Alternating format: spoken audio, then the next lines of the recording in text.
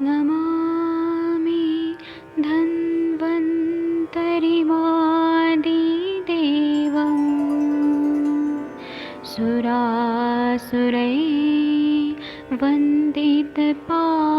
सुरासुरैर्वन्दितपादपद्मं लोके जरामृत्युनाशं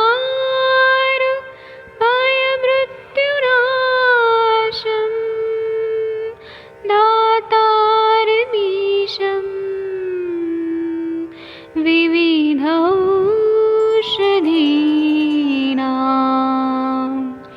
शङ्खं चक्रं जलौकां दधतं मृतघटं चारुतोर्भिश्चतुर्भिः सूक्ष्मस्वच्छादिरुद्यं शुकपरिविलसन्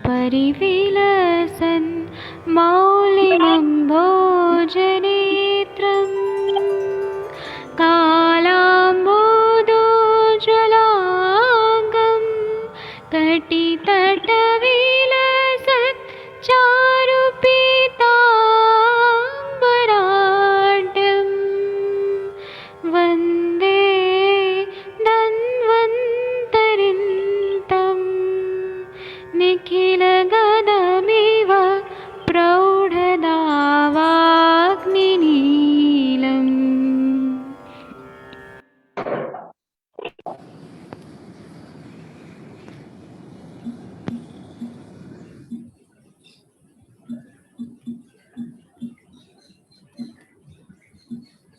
प्रणाम सभी लोगों को। मैं विजय अरविंद पाठक पुणे महाराष्ट्र से आप सभी लोगों का स्वागत करता हूं।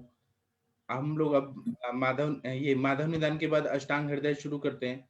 तो आप लोग के स्क्रीन पे कुछ चीज दिखाई दे रही है जिसको हम अष्टांग हृदय के सूत्र ज्वर चिकित्सा ये देख रहे हैं। मैं अनम्यूट कर देता हूँ। जो लोग बोलना चाहते हैं वही कृपया अनम्यूट करिएगा। सर आपके स्क्रीन पे दिख रहा होगा 116 नंबर का श्लोक। जी दिख रहा है। पक्वादि दोष में निरुह आदि बस्ती निरुहस्तु बलम बहनी विज्वरत्वम मृदु रुचिम दोषे युक्त करोत्यासु पक्वे पक्वाशयम गते पित्तम वा कफ पित्तम वा पक्वाशय गतम हरेत संसरणम त्रिनपि मलान बस्ति पक्वाशयाश्रयान। एक दोष में दिया हुआ निरूह पक्वाशय में जाकर बल अग्नि प्रदीप ज्वरनाश प्रसन्नता और रुचि उत्पन्न करता है। पक्वाशय में पहुंचे पित्त एवं कफ और पित्त को विरेचन नष्ट करता है। दी हुई बस्ती पक्वाशय में आश्रित तीनों दोषों को नष्ट करती है। जी वह जी इसमें ऐसा बता रहे हैं कि पक्व दोष पक गए हैं, अभी आमावस्था चली गई है। तो जब हम निरू बस्ती देते हैं तो वो निरू बस्ती से क्या होता है कि मल पूरा निकल जाता है और रोगी को बल प्रदान होता है। अग्नि प्रदीप्त हो जाता है क्योंकि सारा कचरा निकल गया है। अग्नि को स्थान मिल जाता है पूरा प्रदीप्त होने का। ज्वर का नाश हो जाता है, प्रसन्नता होती है, रुचि उत्पन्न हो जाता है, खाना खाने में टेस्ट आने लगता है, पेशेंट को बहुत ज्यादा प्लीजेंट फीलिंग जॉयफुल फीलिंग होती है अंदर से। उसी तरह से पक्वाशय में अगर पित्त है और कफ पित्त है तो हम जब विरेचन चिकित्सा करते हैं, यहाँ पर सारा शोधन चिकित्सा बता रहे हैं, तो जब विरेचन देते हैं तो वह पूरा पक्वाशय में आश्रित जितने भी दोष है, पित्त है, कफ पित्त है या पुरुष है, वह सब निकल जाता है, वायु का भी अनुलोमन हो जाता है। तो ये निरूह और विरेचन ये इसका बहुत ज्यादा महत्व बताया है। इस पर किसी को कुछ बताना है तो बता सकते हैं, तब तक मैं टीका लेके आता हूँ।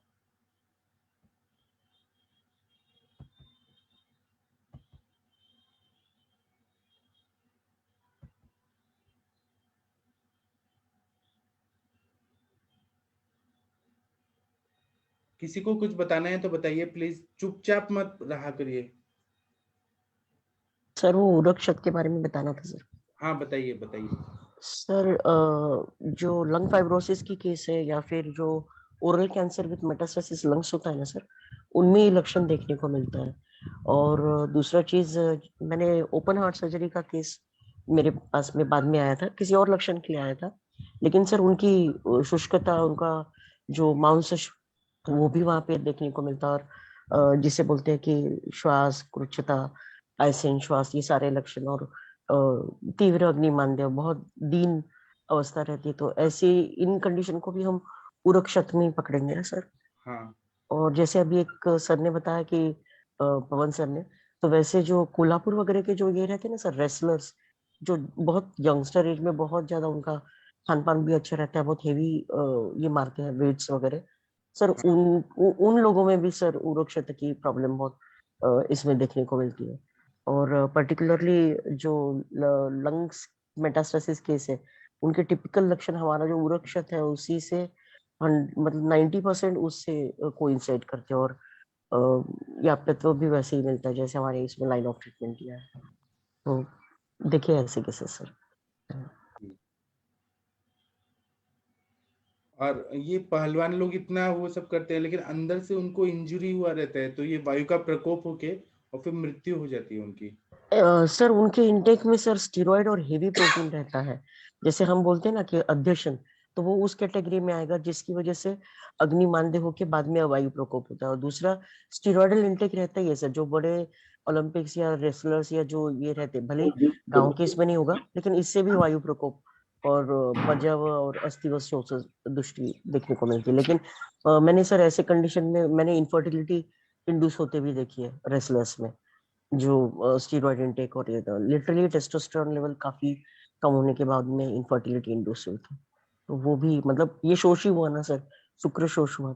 जी, शुक्र शोष है, मांस दिख रहा है लेकिन अंदर से कमजोर रहते हैं वो लोग। हाँ हाँ, अंदर से कमजोर है। मैं जो पीछे से पता क्या हुआ था मैम, एक प्रचलन चला था, जो फौज में भर्ती होते थे ना लड़के, रेस लगाते थे, या जो हमारे यहाँ पे सर्कल कबड्डी बहुत ज्यादा होता है, उसमें क्या करते थे, बहुत ज्यादा रनिंग रहता है, तो सांस ना फूले उसके लिए कि एलोपैथ में एक इंजेक्शन आता है मेफेंटामिन, उसमें कार्डियक रेट कितना भी मर्जी ज्यादा हो जाए तो उसमें पता नहीं लगता, जैसे सांस नहीं फूलता, भागते भागते जैसे थक जाता है ना। और पीछे कई लोगों ने ऐसे वो इंजेक्शन को लिया और वो लोग रेस खत्म करने के बाद सडन उनका बेहोश हुए और डेथ हो गई और उनको खून की उल्टी लगी। उनका बेसिक कारण यही था, और ये ड्रग बैन हुई थी हरियाणा के अंदर, किसी भी स्टोर पे ये मेफेंटामिन इंजेक्शन नहीं मिलेगा। ये जो खिलाड़ी रहते हैं ना वो उसको लेके और वो कुश्ती जैसे रेस लगाते हैं और उसमें जितना मर्जी भाग लो आपको सांस नहीं फूलने वाला, थकेगा नहीं आदमी। डोपिंग ड्रग है सर, बहुत बढ़िया बताया। हाँ मेफेंटामिन, वो ये पीछे बैन भी हुआ था और यही कारण था उसका, ये उसमें ब्लीडिंग भी हुई थी और वो सडन, जो यंग लड़के थे सडन डेथ हो गई थी उनकी, ताकि उसमें हार्ट रेट इतना ज्यादा हो जाता है, वो 200 तक भी हो जाता है, तो पेशेंट को पता ही नहीं लगता और एकदम सडन रप्चर हो जाता है सब कुछ। वैसे तो ये उसके हाइपोटेंशन में यूज करते हैं ड्रग को, पर ये उसमें बहुत ज्यादा जितने भी खिलाड़ी है ना, और वो सारे मोस्टली वो एक एक दो दो 10 वैसे तो उसकी 0.5 ml डोज होती है, 10 ml लगा के खेलते हैं। मेफेनेमिक एसिड का कॉम्बिनेशन होगा ना सर ये? हैं जी, मेफेनेमिक एसिड का कॉम्बिनेशन होगा क्योंकि नहीं सर मैम, ये ना नहीं क्या? वो करता है। नहीं एक्चुअली मैम, कभी आप अगर ऑपरेशन के समय देखोगे ना, एनेस्थेटिस्ट भी बहुत यूज करते हैं जनरली, जब एलएससीएस वगैरह हाँ हम हाँ लोग करते हैं, हाँ तो जब वो हाइपोटेंशन के लिए हाइपोवोलेमिक शॉक में जाती है पेशेंट, या समटाइम्स क्या होता है बेबी आउट करते हैं तो सीधे हाइपोवोलेमिया होता है ना, हाइपोटेंशन में पेशेंट जाती हैं, तो मेफेंटिन का यूज बहुत अच्छे से वो लोग टाइट्रेट, मतलब बहुत एक्यूरेट यूज होता है ड्यूरिंग उसमें। लेकिन ये सर सही बता रहे हैं कि जो मेफेंटिन क्या होता है, हार्ट रेट को बहुत तेजी से इंक्रीज करता है, तो पेशेंट वो लोग, क्योंकि उन लोग को तो रेसलर्स हैं, तो उन लोग को थोड़ा सा एनर्जेटिक चाहिए, उनको चाहिए कि हमें कुछ ऐसी मेडिसिन मिले, तो सर बता रहे हैं, और उसका साइड इफेक्ट यही है कि वो सडन जो है कोलैप्स कर सकता है पेशेंट। आपने देखा है आप ऐसे यूज देखिए, करते हाँ हैं? गूगल पे देखिए में मिलता है बहुत अच्छे से। जनरली एनेस्थेटिस्ट ही इसको यूज करेंगे, इसको जनरल यूज में नहीं दिया जाता है। Thank you ma'am, thank you. ठीक है, हम अभी ये विषय पे आते हैं। इसमें टीका कोई पढ़ेगा क्या प्लीज? 116-17 नंबर का जो टीका है आपके स्क्रीन पे दिख रहा होगा। दोषयुक्त सर, उसके नीचे जो सर्वांग सुंदर टीका है, निरुहो युक्ते। पढ़ू सर? हाँ पढ़िए। निरुहो युक्ते दोषो दोषे पक्वे तथा पक्वाशय गते सति बलादीन द्रागेव करोति। इसका मतलब ये है कि हमें निरु कब देना है? जब दोष पक जाते हैं या पक्वाशय में चले जाते हैं, तब बल आदि को प्राप्त करने के लिए हमें निरु बस्ती की योजना करनी है। पित्त केवलम कफ पित्त वा पक्वाशयाश्रित श्रमण विरेचन हरित त्रंसन विरेचनम हरेत। त्रंसन विरेचनम हरित। मतलब जब पित्त की कंडीशन रहे या कफ पित्त की कंडीशन रहे और पक्वाशय आश्रित सब दोष हैं, पक्वाशय में पित्त है या कफ पित्त है, तब हमें स्त्रंसन कार्य करना है। स्त्रंसन कार्य का मतलब है कि बिना पकाए या बिना पकाए वो विरेचन से दोषों को निकाल देना है हमें। बस्ती प्रयोजित स्त्रीन अपि मलान वाताद्यान हरित। इसमें बस्ती की योजना इसलिए बोला है कि ये त्रिनपि मलान मतलब वात पित्त कफ ये सारे मल रूपी जो दोष हैं उसको भी निकाल देता है। वाताद्यान हरित वायु आदि को ये दूर कर देता है, मल को भी निकालता है, पित्त को भी निकालता है, कफ पित्त को भी निकालता है, वायु को भी निकालता है। दूसरी टीका पढ़नी है सर। निरूह आगे पढ़िए ना। कीदृशान। कीदृशान पक्वाशयम आश्रितान। हाँ, किस तरह का दोष है ये? तो पक्वाशय में आश्रित जो दोष है उसको ये बस्ती निकाल देता है। निरूह बस्ती निरूह गुणानाह निरूह स्तिवती। हाँ, निरु के गुण जो हैं वो निरु आदि शब्द से शुरू किया है। इनका ये खासियत है आयुर्वेद रसायन का कि जो श्लोक है ना उसका पहले ये उल्लेख करते हैं कि ये श्लोक से इन्होंने अर्थ बताया। यहाँ देखिए 116 नंबर का श्लोक कहाँ से शुरू हो रहा है?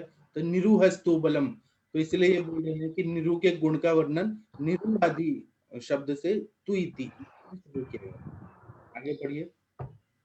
पक्वाशयाश्रयान पक्वाशयम आश्रित्य मलास्तु सर्वगतान हरित। हाँ, तो ये बोल रहे हैं कि पक्वाशय में आश्रित जितने भी दोष हैं, पक्वाशय आश्रयन मतलब पक्वाशय में आश्रित जितने दोष हैं मतलब मल आदि हैं उन सबको ये दूर करता है। हरित मतलब सभी तरह के जो मल है उसको दूर करता है। अयतु पक्वाशय गता नित्य अपकर्ष एव पक्वाशयाद ऊर्ध्वं ही पित्ताशय। हाँ, यहाँ पर बोल रहे हैं कि अयम तो पक्वाशय नित्य अपकर्ष एव। यहाँ पर पक्वाशय में जितने भी द्रव्य हैं वो अपकर्ष से खींच के निकालते हैं और पक्वाशय के ऊपर क्या रहता है? तो पित्ताशय रहता है। तो वहां पित्ताशय में पित्त रहता है। तो जब पक्वाशय से दोष निकल रहे हैं खींच के तो वो पित्त भी वहां से निकल के और वो पूरी तरह से साफ हो जाता है। ऐसा इन्होंने उल्लेख किया है। आप लोग इस पर कुछ बोलना चाहते हैं तो बोल सकते हैं, हम नहीं तो दूसरा श्लोक देखते हैं। नहीं सर आप ही बताइए ना और डिटेल इसमें। यही है कि ये पूछना चाह रही थी मैं कि मतलब ये ज्वर मुक्त अवस्था में या हाँ। ज्वर है उस समय पेशेंट को दीपन पाचन करके और आम पाचन करके फिर ये आगे का स्टेज है जब सब पच गए हैं सब और मतलब सब सारे पक्वाशय में दोष आ गए हैं। तो पेशेंट मतलब ज्वर उसको नहीं है उस समय। ज्वर नहीं है, थोड़ा सा हल्का सा ज्वर है, उसके सारे दोष निकल गए हैं, पच गए हैं पूरा।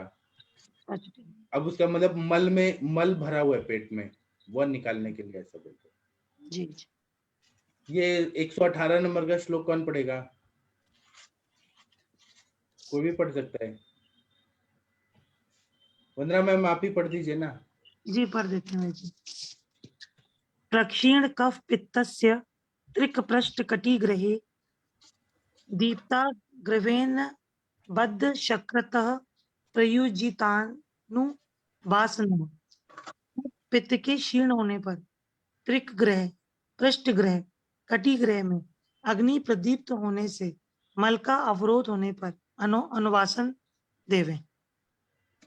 इसमें क्या ऐसी कंडीशन है कि कफ और पित्त क्षीण हो गया है और वायु का प्रकोप ज्यादा हो गया है। जब कफ पित्त क्षीण होगा तो वायु का प्रकोप ज्यादा हो जाएगा तो स्टिफनेस आ जाती है। तो त्रिक एरिया सैक्रल एरिया में स्टिफनेस आ जाती है, ग्रह हो जाता है, कोई भी मूवमेंट नहीं हो पाता है ठीक से। पीठ में भी ऐसा हो जाता है, कटी ग्रह भी हो जाता है, कमर भी स्टिफनेस आ जाती है, पीठ में भी स्टिफनेस आ जाती है और अग्नि प्रदीप्त हो गया हमारे पेशेंट का। और लेकिन कॉन्स्टिपेशन है क्योंकि वायु का प्रकोप हो गया है, तब अनुवासन बस्ती देने के लिए बोला है। तेल से क्या होगा? सॉफ्ट होगा और पूरा सारा चीज रुक्षता स्तंभता ये सब कम हो जाएगा ग्रह, और उसके बाद में वायु भी निकल जाएगा तो पेशेंट को और रिलीफ हो जाएगा। मतलब वायु के शुष्क की वजह शुष्कता वायु का प्रकोप शुष्क हो गया। वायु का हाँ रुक्षता की वजह से सब स्तंभ ये सब आ गया है कफ पित्त क्षीण हो गया, वायु का प्रकोप हो गया। जी जी जी, थैंक यू वेज। अब इसकी टीका कौन पढ़ेगा? सर नमस्कार। हाँ सर बताइए सर। सर इससे पहले वाले श्लोक में आपने जो निरूह देने के लिए बताया था, वो पित्त को मतलब रिलीज करने के लिए भी काम करेगा। हाँ, पित्त को रिलीज करने के लिए ही बताया था वो निरूह बस्ती। तो गॉल ब्लैडर स्टोन में भी ये काम में आ सकता है सर? हाँ सही बात है आपका। तो इसमें द्रव्य क्या सिलेक्ट करना चाहिए सर? आप आरगवत यूज करिए, आरगवत कपिलावटी आता है, आरगवत का प्रयोग कर सकते। मतलब हमें बस्ती देना है ना वहां पे, निरूह हाँ, बस्ती देना है, तो आप किसी भी द्रव्य का दीजिए वहां पे, तो पक्वाशय को शुद्ध करना है हमें। वो विरेचन के लिए नहीं बताया, वो सब सारे द्रव्य निरूह बस्ती के लिए। दशमूल काढ़ा दीजिए, निर्गुंडी का क्वाद दीजिए, रासना सप्तक क्वाद दीजिए, सर तो पक्वाशय साफ होगा तो अपने आप पित्त भी साफ हो जाएगा, ऐसा बताया उन्होंने। ठीक। तो वेजी पहले हमने निरू दे दिया, उसी के मतलब इसी निरू के बाद अनुवासन देना है ना। हाँ हाँ, और अगर मतलब जो है वो कफ अभी और क्या, पित्त एक दिन निरूह दिया हमने, निरूह देने के बाद नेक्स्ट डे उसको पेट साफ नहीं होगा, उसका कफ और पित्त क्षीण है, तो दूसरे दिन उसको कॉन्स्टिपेशन जैसा लगेगा, तब अनुवासन देने के लिए बोला। वो शुष्कता की वजह से, तो तब अनुवासन हम देंगे तो आराम आ जाएगा। ठीक है। हाँ जी, ये टीका पढ़ दीजिए प्लीज, 118 नंबर का। कौन पढ़ेगा? सबसे इंटेलिजेंट कौन है? प्रणाम सर, मैं पढ़ूं? अच्छा आप इंटेलिजेंट है, ठीक है आप पढ़िए, पढ़िए। प्रक्षीणे कफ पित्ते यस्य पुंसतया दीप्ताग्नेर्वद्ध वर्चस अस्त्रि कटि पृष्ठ कटिग्रहे सत्य अनुवासन प्रयुंजित। इसका मतलब ये है कि जब कफ क्षीण हो गया है, प्रक्षीण कफ पित्ते, कफ और पित्त क्षीण हो गया है, यस्य पुंसम तथा, पुंसम तथा मतलब वो पुरुष का ये कफ पित्त क्षीण हो गया है, तो जब हम ये देते हैं मतलब अनुवासन बस्ती देते हैं, तो इससे क्या होता है कि दीप्त अग्नि, अग्नि प्रदीप्त हो जाता है, बद्ध वर्चस्व मतलब जो कॉन्स्टिपेशन है वो निकल जाता है, और त्रिक ग्रह, पृष्ठ ग्रह, कटी ग्रह, ये सब निकल जाता है। सत्य अनुवासनम प्रयुंजित, इन सारे कंडीशन में अनुवासन बस्ती का प्रयोग करना चाहिए, तेल का बस्ती का प्रयोग करना चाहिए। आयुर्वेद रसायन पढ़िए। निरोह अंगे अनुवासने अधिकारिणम आह प्रक्षीण कफ पित्तस्येति। जो तो इसका मतलब है कि प्रक्षीण कफ पित्त से, ये शब्द से निरूह के बाद अनुवासन का अधिकार, ऐसा इन्होंने बताया है। निरूह का ही आगे का इन्होंने ये क्रम से अनुवासन बताया है। अब 119 नंबर का श्लोक पढ़ना है।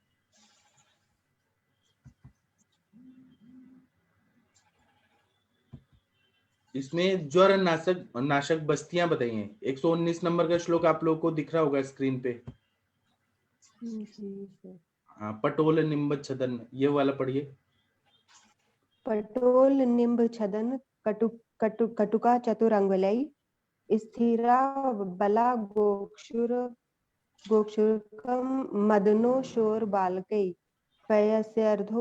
बस 119 तो नहीं। क्या हुआ? अर्धोदके क्वाथम शीर्षेशम विमिश्रितम कल्कितैर्मुस्तमदन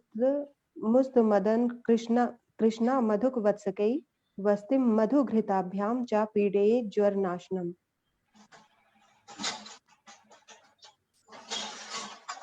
अभी वो डॉक्टर मुकेश साहू जी है ना, जो मैंने कहा था मदन फल का बस्ती देने का, तो आपको अभी ये देखिए रेफरेंस मिल जाएगा, इसमें देखिए क्या क्या डाला है। इसका हिंदी पढ़िए प्लीज। तो हिंदी नहीं दिख रहा उसको। ये आपको नहीं दिख रहा है दूसरा पेज में?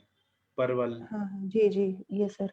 परवल, नीम के पत्ते, कुटकी, अमलतास, शालपर्णी, बला, गोखरू, मैनफल, खस और नेत्रबाला को आधा जल मिले हुए दूध में पकाएं। दूध मात्र शेष रह जाने पर इसमें मुस्ता, मैनफल, पिपली, मुलहटी, इंद्रजौ, इनका कल्प, मधु और घृत मिलाकर बस्ती देवें। यह ज्वरनाशक है। देखिए डॉक्टर मुकेश साहू जी, आप बोल रहे थे ना, देखिए हमारा ग्रंथ वाला है, मदन फल डाल के बनाया है ये सब। डॉक्टर मुकेश साहू जी सुन पा रहे हैं क्या? जी। आवाज आ रही है, लेकिन पीछे से कुछ और आवाज आ रही है। सर उन्होंने किस कंडीशन में यूज की थी? सर मेरी आवाज आ रही है? आ रही है सर। हाँ सर, बिल्कुल है, एकदम अच्छे से रेफरेंस आया है सर। तो ये आकांक्षा मैम पूछना चाहती हैं कि क्यों दिया था आपने? सर जैसे आपने बताया, पर मैंने उसमें लगाया कि मदन फल रेचक होता है, चाहे वो उर्दू मार्ग से रेचन करे या अधो मार्ग से रेचन करे। शोधन बोलिए, शोधन करते। हाँ सर, शोधन सर मदन फल की और सर बॉडी की एक बहुत अच्छी स्पेशलिटी है कि जो औषध होती है वो अपना वर्क करती है। वो औषध आपके शरीर में गई तो वो अपना वर्क करेगी। तो इसमें क्या, मैंने कई बार ऐसे केस देखे हैं कि अपन किसी को वमन कर्म करवा रहे हैं और वमन कर्म के लिए उसको चाटन दिया गया मैं मदन फल चूर्ण का, लेकिन उसका सम्यक वमन नहीं हुआ। तब क्या होता है कि उस पेशेंट को मतलब लूज मोशन होने लग जाते हैं। तो मदन फल क्या है कि तब उसमें मतलब अधोमार्ग से शोधन करने लग जाता है। औषध तो अपना वर्क पूरा करती है, तो इसीलिए जो सर ने प्लान करके बताया था मदन अच्छा, फल आप ये पहले बताइए कि आपने क्यों दिया था? आकांक्षा मैम ने सुना नहीं था। सर मैम उसमें क्या था कि जो पेशेंट था उसको क्या है कि कैंसर था, वो यूट्रस और ओवरी के कैंसर की वजह से उसको कीमो और रेडियो चल रही थी। तो उसकी वजह से अनुरिता मैम बता रही थी कि जब ये कीमो रेडियो की औषधि चलती है तो शरीर में क्या है कि वात की अधिक वृद्धि होने से मल भी सूखा हो जाता है। तो मल शुष्क होने की वजह से उनको कम से कम 8-10 दिन से ज्यादा हो गए और मल प्रवृत्ति नहीं हो रही थी, पूरा मल आंतों में अच्छी तरह चिपक गया था। तो वहां डॉक्टर ने उनको बाईपास रेक्टोमी के लिए सर्जरी सजेस्ट कर दी कि भाई इनका जो आंतों की मूवमेंट है पूरी तरह डेड हो गई है और इनको बाईपास मार्ग बना के लैट्रिन का रास्ता लगाया जाएगा, जिस वजह से ये अपनी मल प्रवृत्ति कर पाएगी। अन्यथा क्या है कि जैसे मल की सोच की वजह से, जैसे दोष धातु मलमूलम ही शरीरम की वजह से उसकी मृत्यु भी निश्चित हो सकती है। तो ऐसा सोच के उन्होंने सर्जरी प्लान करके लिए पेशेंट के अटेंडेंट को बोल दिया था कि आप एक दिन में डिसीजन लो और तुरंत हमें बताओ, तो जिससे इनकी सर्जरी प्लान की जा सके। तब सतीश कुमार सर सर्जरी उन्होंने किस चीज के लिए बता दी थी फिर? वो जो मल प्रवृत्ति के लिए इंटेस्टाइनल का अधो मार्ग से निकलने। अच्छा, अदर देन रिलेटेड सीए से छोड़ के फिर उन्होंने बताया मोशंस नहीं हुए इसलिए उन्होंने बता दिया था। ओके, हाँ, बाईपास मोशन के लिए एस्टोमोसिस और शंटिंग करते या फिर जेजुनेक्टोमी करते। यस मैं अनुरेत मैम। तो उसमें फिर पेशेंट के अटेंडेंट ने फिर सतीश कुमार सर है अपने ग्रुप में है, उन्होंने कॉल किया तो सब डिस्कस हुआ। तो फिर मैंने बोला कि मैं अलवर से हूँ और उन पेशेंट को बोला कि भाई आप मेरे से कॉल करो और उसके बाद फिर बस्ती प्लान करते हैं। तो उन पेशेंट से अटेंडेंट से पूछा गया था, तो वहाँ के आईसीयू में उन्होंने मना कर दिया था, जिस हॉस्पिटल में एडमिट थे कि भाई हम यहाँ आपको ऐसा प्रोसेस करने नहीं देंगे। उसके लिए फिर मैंने पेशेंट के अटेंडेंट से पूछा था कि भाई पेशेंट चल फिर रही है, बोल रही है, या घंटे 2 घंटे के लिए हॉस्पिटल से बाहर जा सकती है क्या सेंटर पे। तब वो पेशेंट के अटेंडेंट को ऐसे समझाया तो उनको बोला कि भाई आप 2 घंटे को यहाँ से डिस्चार्ज करा के जो सेंटर है मेरे फ्रेंड का वहाँ उनको लेके गए। तब तक हमने वो सारा प्लान जो बस्ती मटेरियल तैयार था वो तैयार करवा लिया था और उनका सारा सेटअप था। उन्होंने जाते ही पेशेंट गया, जाते ही उनको बस्ती लगा दी। तो शुरू में तो 60-70 ml ही बस्ती गई, उसके बाद जो बस्ती नेत्र में रोने आ गए और वो रुक गए। उसके बाद फिर दूसरे उनको मोशन नहीं आया, थोड़ा सा मोशन आया, फिर उसके बाद 350 ml के बाद उसी बस्ती में से दोबारा डाली गई, तब उसको अच्छे से मोशन आ गया तो वो काफी खुश हुई।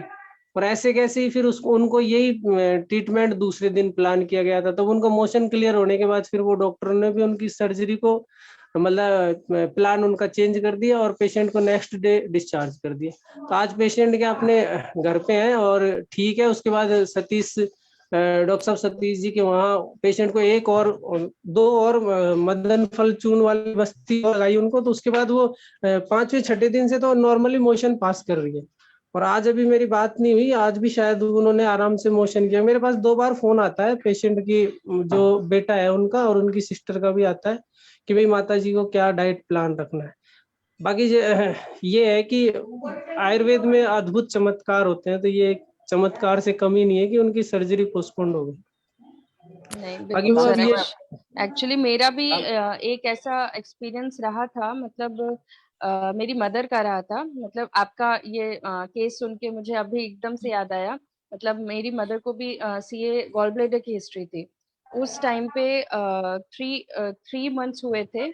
मतलब मेरा इलाहाबाद से आना जाना रहता था, मदर नागपुर में थी, तो मैं हमेशा ऑन एंड ऑफ हमेशा जाके देखती रहती थी। बट एक कंडीशन ऐसी आई थी कि कीमो के बाद उनको बहुत ज्यादा तकलीफ होने लगी। मतलब डॉक्टर्स ने फोन करके बोला कि यू कैन कम, अब बहुत ज्यादा अब नहीं कुछ हो सकता है। तो जब मैं पहुंची थी तो फिर मैंने सिर्फ मम्मी से यही पूछा था कि मम्मा आपको तकलीफ क्या हो रहा है, मतलब एकदम से अभी एकदम से, मतलब मैं अभी 15 डेज पहले गई थी, एकदम ठीक थे आप। तब फिर उन्होंने बताया कि सिर्फ उनकी एक ही कंप्लीट थी कि मुझे मोशंस नहीं हो रहे हैं। अगर मुझे मोशंस हो जाए तो मैं सब कुछ, मेरा मुझे लग रहा है मैं सब ठीक हो जाऊंगी। मतलब फिर मैंने वहां पे पर्सनली, मतलब डॉक्टर्स तो किसी की नहीं सुनते हैं, मैंने नर्स को बोला, नर्स आप कुछ भी करिए, बस मुझको कुछ भी करिए, एक एनिमा दीजिए या कुछ भी दीजिए, एक सपोजिटरी दीजिए, लेकिन बस इनका मोशन पास कराइए और कुछ मत करिए। और पर्सनली मैंने उस नर्स को रिक्वेस्ट करके सिर्फ एक सपोजिटरी के लिए, बस उसने फिर वहां पे बोला कि ठीक है मैम, यहाँ पे मैं इतना ही कर सकती हूँ। और उसने समझ लीजिए सपोजिटरी डाली है, मदर को मोशन हुआ है, और उसके बाद मम्मी को 4 मंथ्स कुछ भी नहीं हुआ था। मतलब शी वॉज एब्सोल्युटली, मतलब वहां से एकदम आराम से डिस्चार्ज हो गई है, हमारे साथ रही है, हंसी बोला, सब कुछ वॉज नॉर्मल। लेकिन एक मोशंस का कितना बड़ा इफेक्ट हो सकता है, कीमोथेरेपी के साइड इफेक्ट हैं या ड्रग्स के साइड इफेक्ट चलते हैं, तो इसका बहुत बड़ा इशू होता है। और सही में मतलब ये अपान वायु की अगर दृष्टि होती है या मल का अवरोध होता है तो बहुत ज्यादा, मतलब ये कॉम्प्लिकेशंस होके हार्ट तक संप्राप्ति जाके पेशेंट को बेचैनी होके बहुत कुछ कॉम्प्लिकेशन होके फिर चीजें वर्स्ट हो सकती है।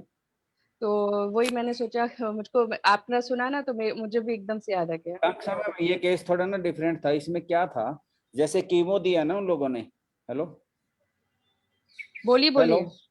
हाँ, कीमो दिया ना, उन लोगों का कहना था जो इंटेस्टाइनल ऑब्स्ट्रक्शन हुआ ना, उसमें इंटेस्टाइन के अंदर गैंग्रेन हो गया, जो आपकी आंत है ना वो यूट्रस के साथ चिपक गई है, और उसको वो कट करके उसका एनास्टोमस करके उसको कोलोस्टोमी करेंगे। ये केस था यहाँ पे। तो हमने फिर यहाँ पे सर ने बताया उसको मोशन नहीं हो रहा था, ऑब्स्ट्रक्शन को हमने खोलने के लिए ये वस्ती प्लान की थी, और सर उसके मैं बाद फिर मैं वो ठीक है, मैं एक चीज बता रही हूँ आपको कि सेम चीज भले ही नहीं थी, बट मैं एक्सपीरियंस बता रही हूँ अपना। हाँ सर वो यहाँ बात। पे जो अपान का अनुलोमन है, जो हमारे शास्त्र में इम्पोर्टेंस बताया ना सर, आपकी कंडीशन में भी अवरुद्ध अपान था, और मैम की कंडीशन ये मैं ऑन एंड ऑफ एक्सपीरियंस करती हूँ। वो किडनी फेलियर मेरे है को दीजिए, एक बात ड्रग समझ में इंड्यूस नहीं जो सर बोलने तो complete, ma'am complete the sentence please.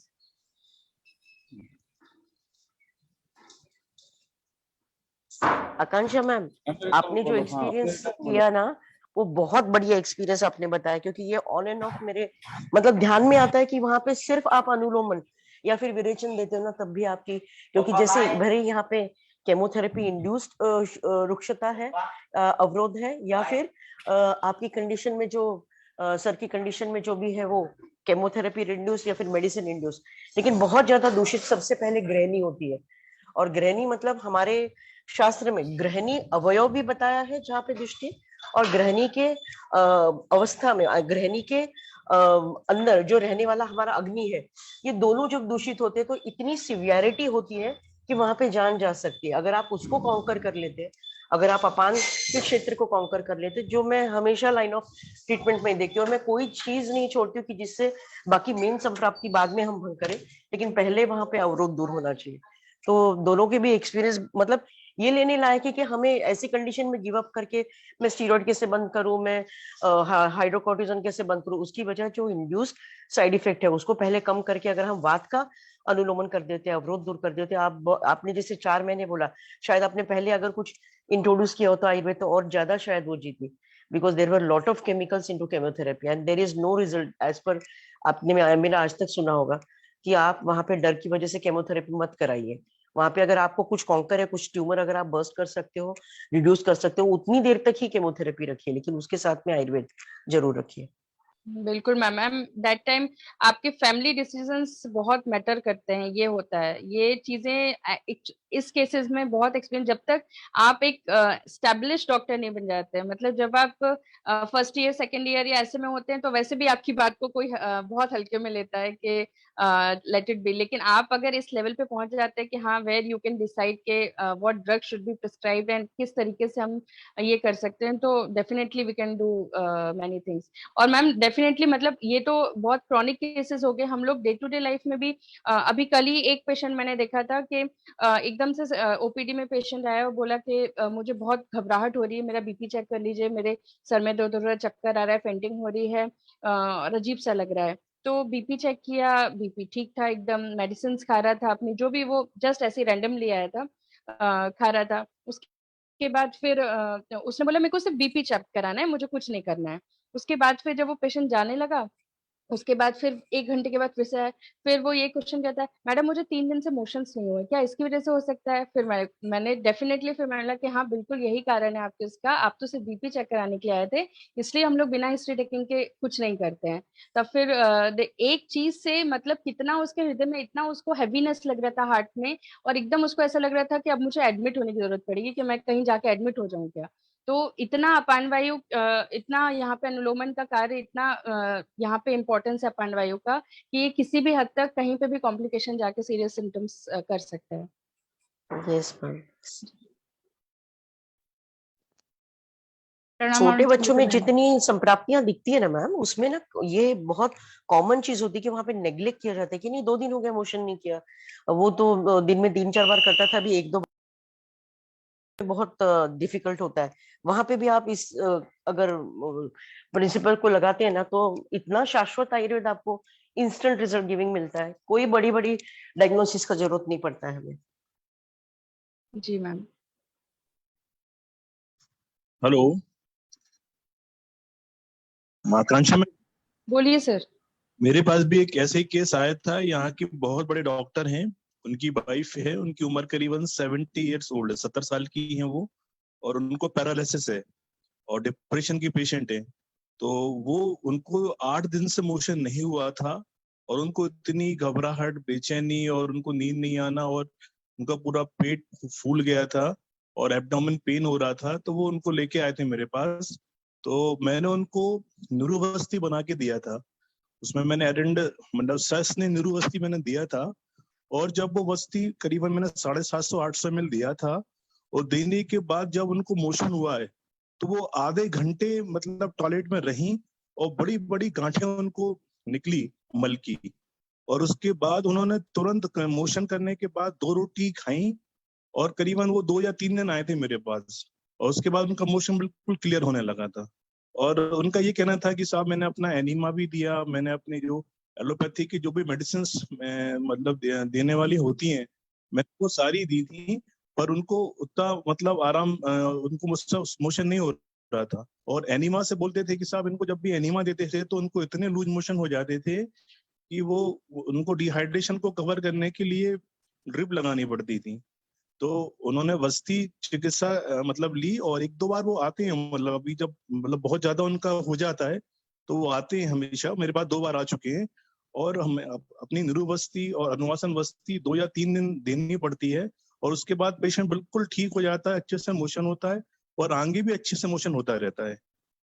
तो ये तो बिल्कुल सर, बिल्कुल आपने बहुत अच्छा बताया, और हम लोग ये अपनी प्रैक्टिस में जरूर देखते ही हैं क्रॉनिक कॉन्स्टिपेशन वाले पेशेंट्स में। बिल्कुल सर।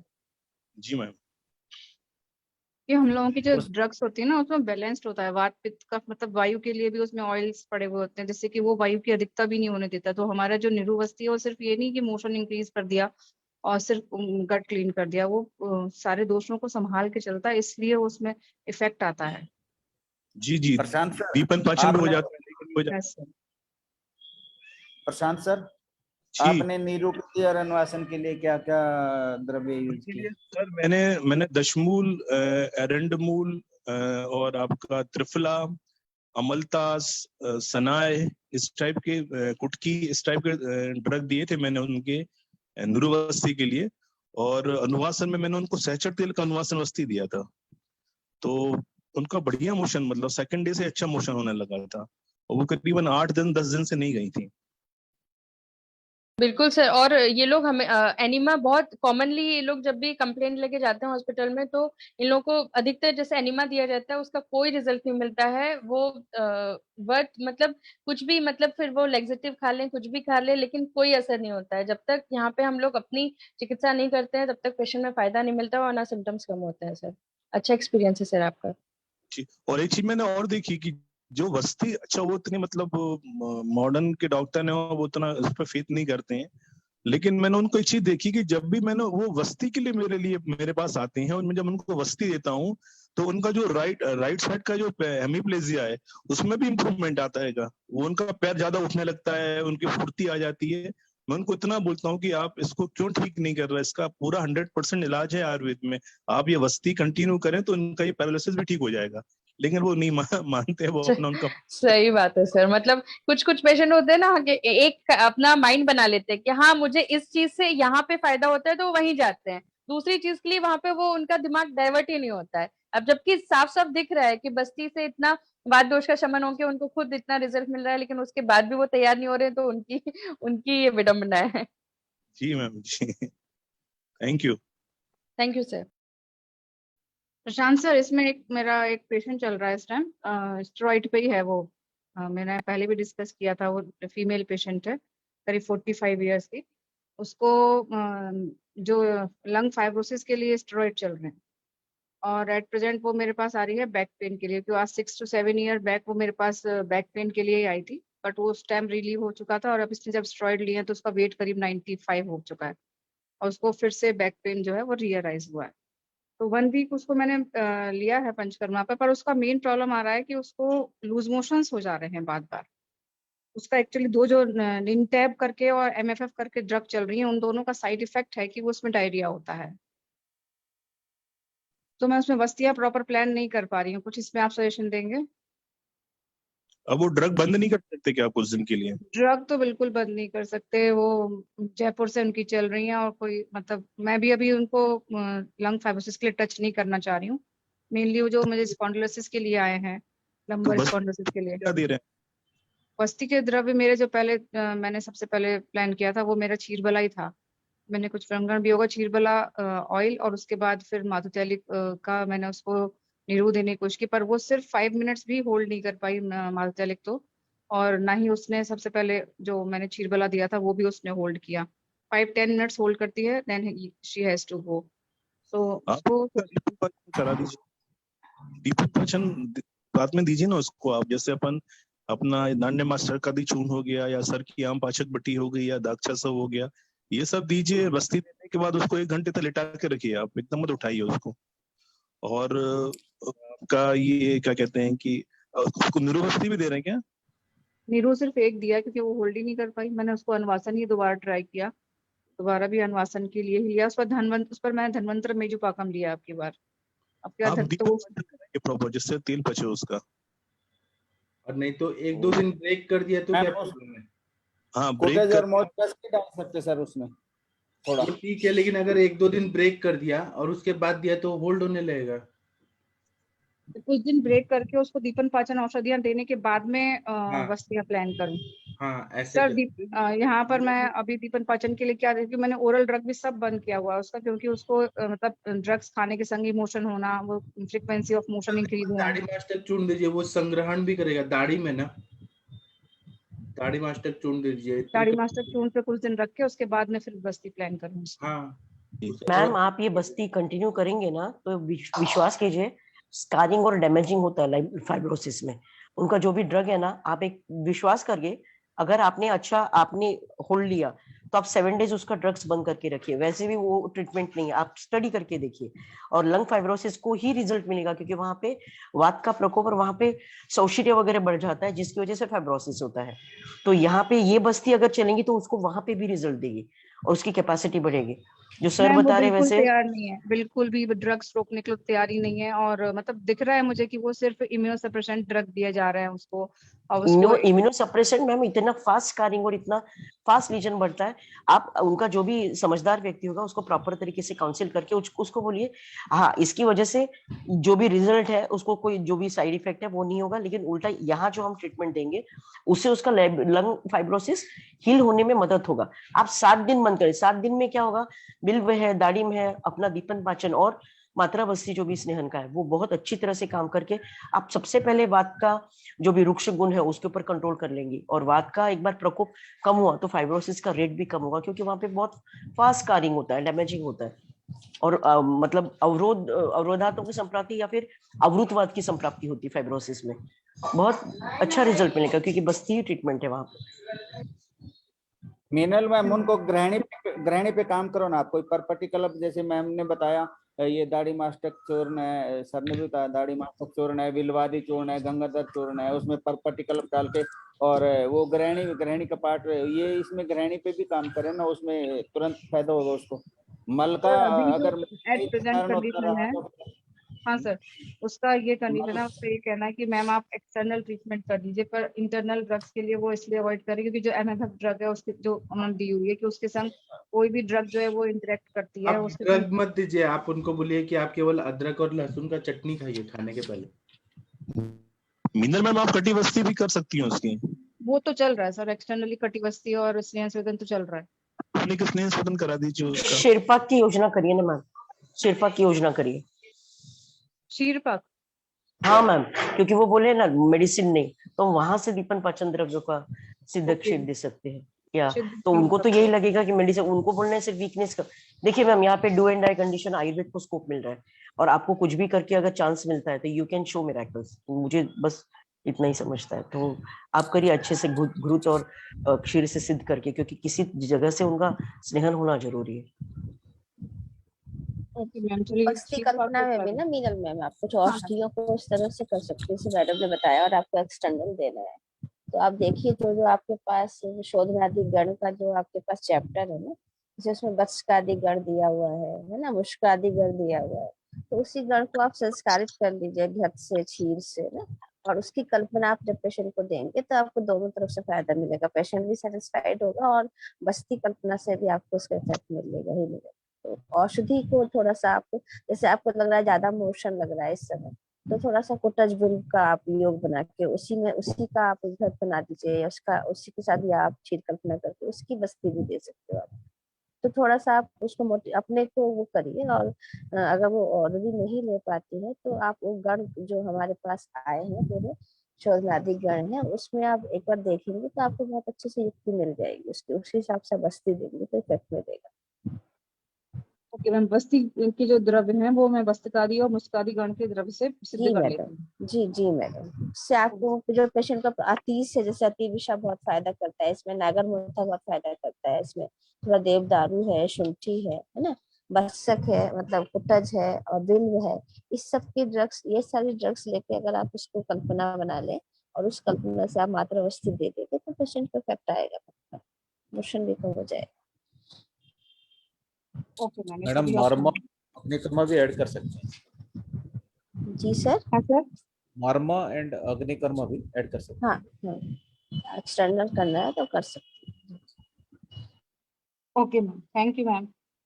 विन्यासा मैम है क्या, उनसे चूर्ण बस्ती का पूछिए कि अगर आप कुछ ऐसे इंस्टॉलेशन कर सकती कि जो आप पेट से नहीं, लेकिन हाँ बेसिकली वो वही बताती हैं कि वो जब हाँ, बस्ती देती है तो उसमें जो भी चूर्ण देना है उसको अधिक मात्रा में बस्ती के अंदर वो इंट्रोड्यूस करती है, जैसे वैश्वानरण डालना है तो वैश्वानरण अधिक मात्रा में, या फिर यहाँ पर मैं तो दाढ़ी कैसे डालेंगे मैम, उसको उबाल लेंगे उसके साथ में या फिर सोक करके रखना है, उसमें डुबो के रखना है, फिर उसके बाद में छान देना है, फिर देना है।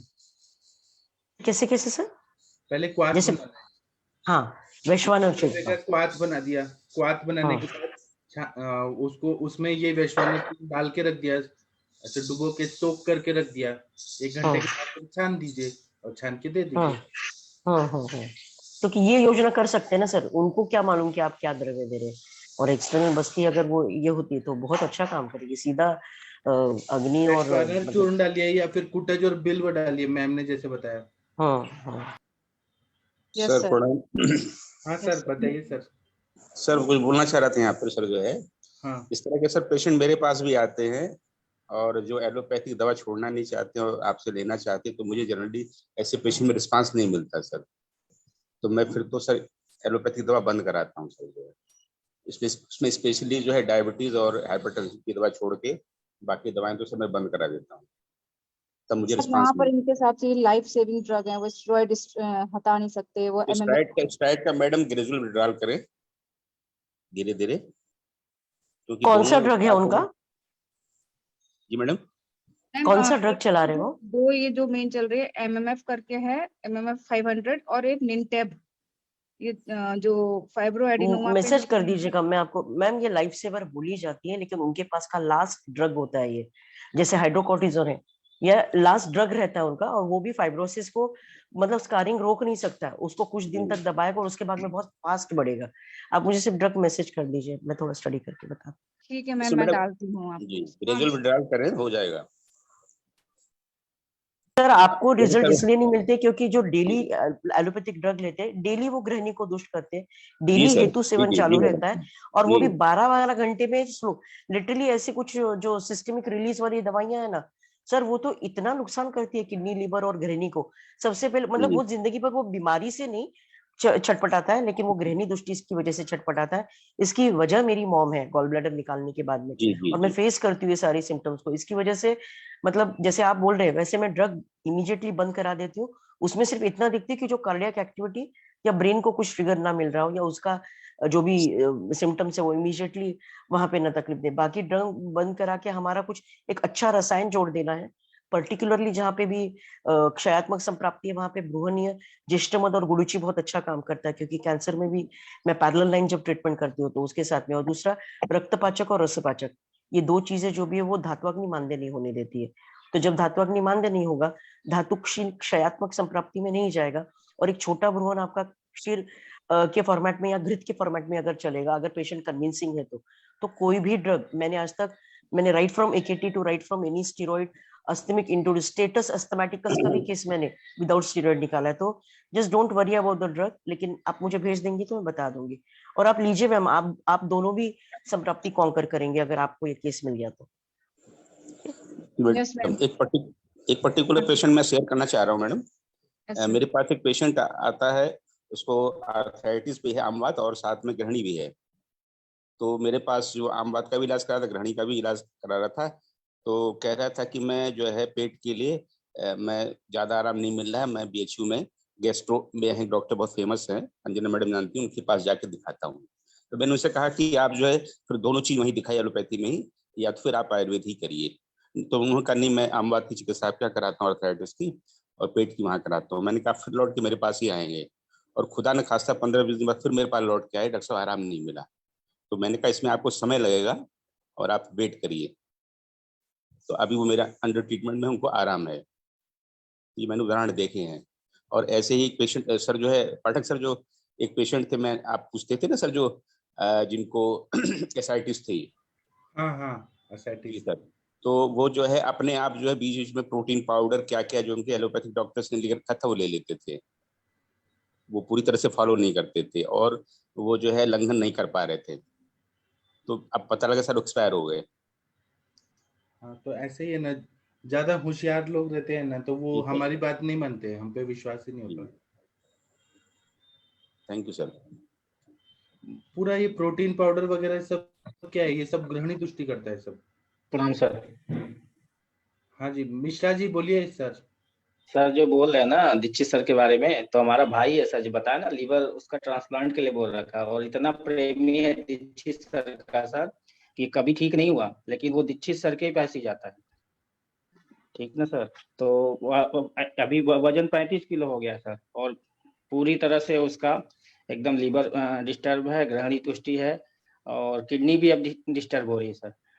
मेरा बुआ का लड़का है, लेकिन आयुर्वेद नहीं करना। 1-2 साल 2 बार किया था सर, लेकिन कड़वी दवाई लगती, करता ही नहीं। ये बीएचयू के दीक्षित सर की बात कर रहे हैं ना सर आप? हाँ हाँ जी जी। तो मेरे पेशेंट भी वो दीक्षित सर के पास ही गया था, और 2-4 और मरीज मैंने सर मैंने जो दीक्षित है सर को देखा है, करीब से देखा है सर, बहुत अच्छे आदमी हैं और सर दवाई अच्छे हैं। लिखना नहीं चाहते, पेशेंट जबरदस्ती लिखवाता है सर, मैंने उनके टेबल पे खुद देखा है। जानते क्या लिखते हैं? त्रिफला लिख देते हैं, इसरगोल लिख देते हैं सर, पेट जी साफ नहीं हो रहा है, ऐसे लिखते हैं। जी जी जी। अब एलोपैथी की सर अपनी लिमिटेशन है। सर जो मेरे पास अच्छे तो डॉक्टर ऐसे हैं वो इलाज, उनके पास मजबूरी है करना नहीं है, उनको इलाज है ही नहीं, उनके पास मेरे इलाज पास है ही सर नहीं। ऐसे ऐसे पेशेंट उनके आए लौटे हुए 20-25 साल से, कह रहे थे मैं उनका इलाज करा रहा हूँ, मुझे फायदा नहीं मिला, आपके आया तो मैं मुझे काफी फायदा है। तो हमने सर ग्रहणी समझ के उसकी चिकित्सा की, उस पेशेंट को आराम हो गया।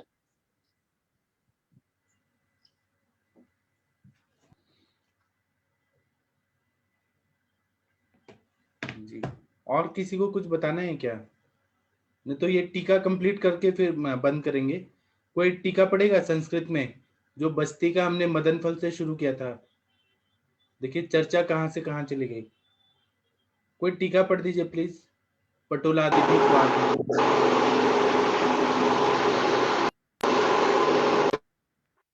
अनुरिता मैम, हम पढ़े शशि मैम आप पढ़िए। विशेष नॉइस बहुत बाकी आ लोग रही म्यूट रखिए। सर मैं पढ़ूं? आप पढ़िए, लेकिन आप पीछे से आवाज लेके आ रही है बहुत ज्यादा। हाँ सर, अभी कम होगी। आप अभी म्यूट रखिए, आपकी आवाज बहुत आ रही है पीछे से। डॉक्टर शशि मैम आप पढ़िए। ठीक है मैम। सर यहाँ से पटोल से, हाँ पटोला देवी क्वाथ। हाँ टीका। मतलब यहाँ पटोल निम्ब निम्ब छदन कटुका चतुर चतुर उसके अंगुल नीचे है। टीका पढ़िए, टीका टीका अच्छा। पढ़िए, टीका।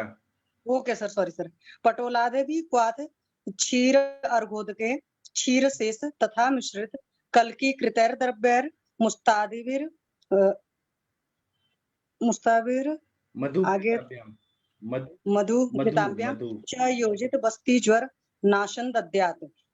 मतलब पटोलादि से जो इसका सिद्ध मतलब ये, क्वाथ है। जी सर आप बताइए। आप बोलिए, आप बोलिए, आप अच्छा बोल रही हैं।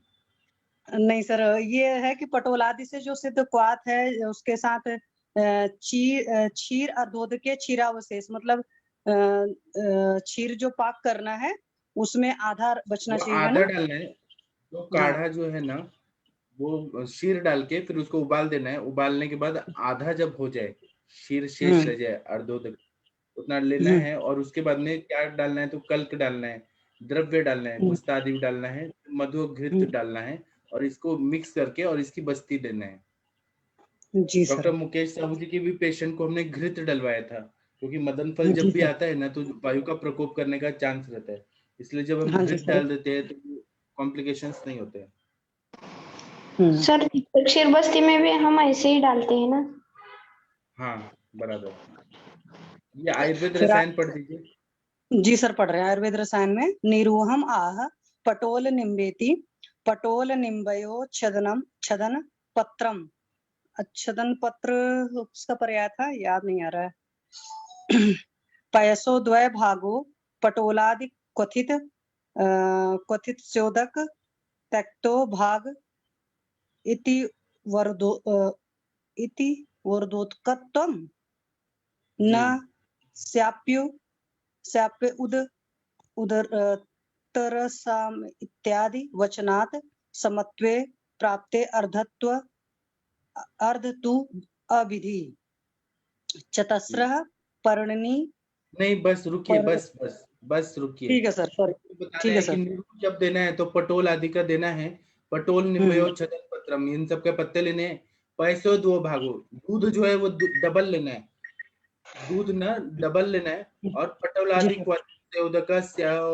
भागे इर्दोदकत्वम, उसका हाफ कर देना है और दूध डबल डाल के और फिर सिद्ध करना है।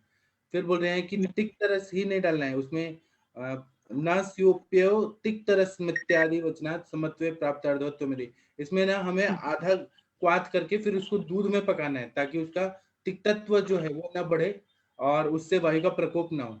इसलिए दूध डाल के करते हैं तो इसका कोई व्यापक नहीं होता है। सर ये छदन वर्ड सप्तछद के लिए यूज हुआ है? हाँ एक मिनट, मुझे हिंदी वाला लाने दीजिए। एक मिनट, ये हो नहीं रहा, एक मिनट रुकिए।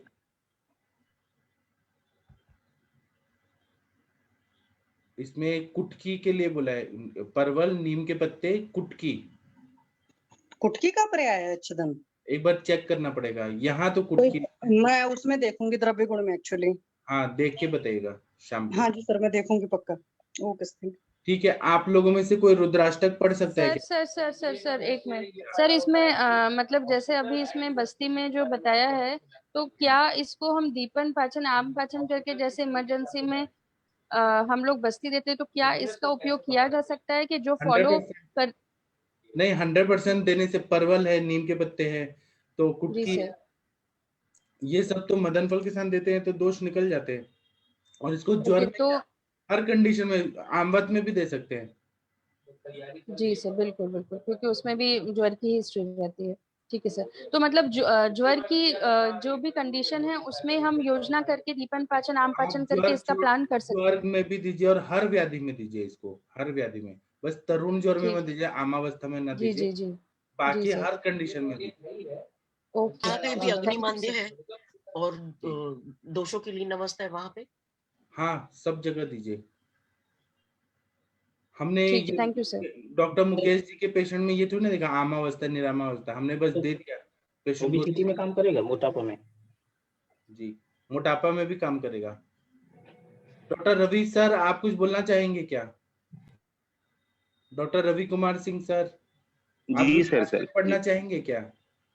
नहीं सर, वो तो सर नहीं आता मुझे। सर एक एक्सपीरियंस शेयर करना चाहता है। हाँ, बताइए। जी सर, जैसे हमने सर संभाषा में चर्चा सुनी थी कि नासार के लिए सर जो है जी क्षार का यूज जो है लोकली, जी, तो जनरली अपामार क्षार का यूज करते हैं। अर्श में तो सर मैंने किया अपामार क्षार का प्रतिसारण, और वहां सर मेरे पास चूंकि स्टाफ कम है हॉस्पिटल में, तो मैंने सर अपने युक्ति लगा के क्षार तेल का लोकल एप्लीकेशन कराया सर, जो है जो ईयरबड्स आते हैं सर उनके थ्रू जो है पेशेंट को काफी अच्छा लाभ मिला सर जो है। जी, क्षार तेल का। जी क्षार तेल का लोकल कैसे एप्लीकेशन लगाया कराया। आपने? जो ईयरबड्स जो आती है ना मैडम, हाँ हाँ ईयरबड्स नहीं आती हैं, बराबर। उसके थ्रू लगवाया है। सर काफी जल्दी रिग्रेस काशी कर गए। सादी तेल का भी तो ऐसे ही रिजल्ट रहता है ना सर? काशी सादी तेल भी हम लोकल एप्लीकेशन के लिए लगाते हैं। जी जी जी हाँ, सर इसी की कहाँ तरह मैंने आपने तो अर्श युक्ति में तो करके सर क्षार यूज तेल किया। लगाया। जी काशीराज मैंने अर्श में तो यूज किया है मैडम, और यहाँ मैंने जो है कभी क्षार यूज नहीं किया था नासार्स में।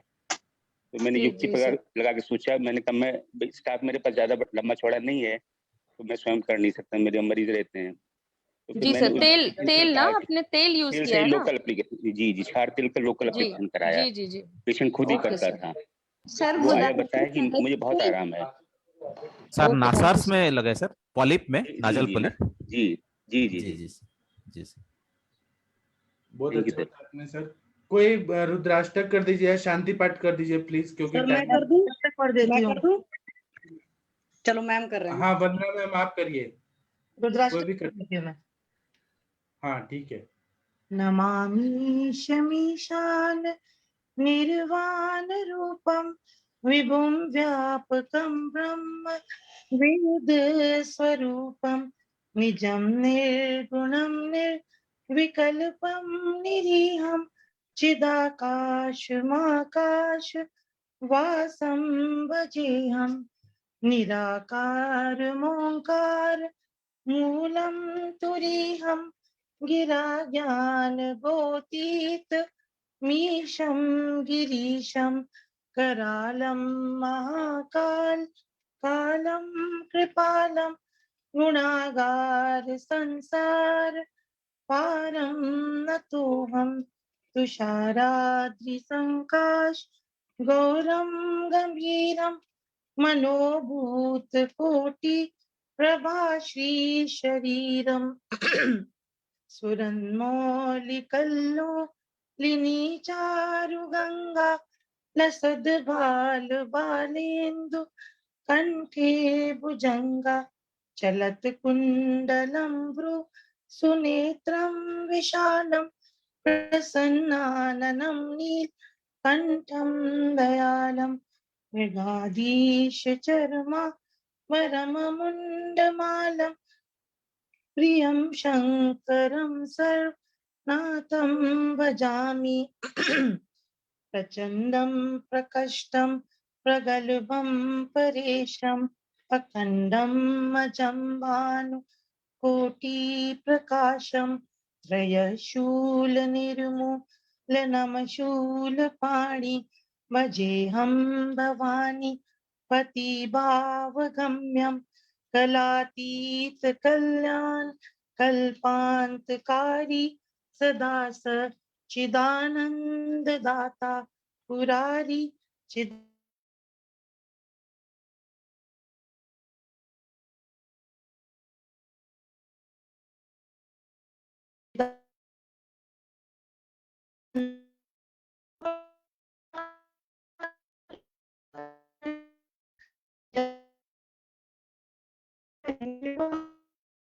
नतां शान्ति संतापनाशं प्रसीद प्रभो सर्वभूतादिवासं न जानामि योगं जपं नैव पूजा न तोऽहं सदा सर्वदा शम्भुतुभ्यं जराजन्म दुःखोद ताताप्यमानं प्रभो पाहि आपन् नमामि शम्भो रुद्राष्टकम् इदं प्रोक्तं विप्रेण हरतोषे ये पठन्ति नरा भक्तया तेषां शंभो प्रसीदति।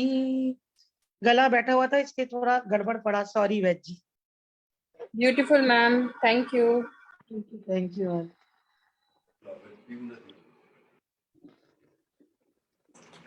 बहुत सुपर किया वंदना में, बहुत अच्छी आवाज है आपकी। गला अच्छा करके तब पढ़ूंगी। कल मैं म्यूजिक था कहीं बहुत तेज तेज आवाज में बोल कर आई तो गला बैठ गया, तो आज मैं मराठी खा के फिर प्रैक्टिस करूंगी। Thank you all, thank you. नमस्ते वैद जी, नमस्ते सभी को।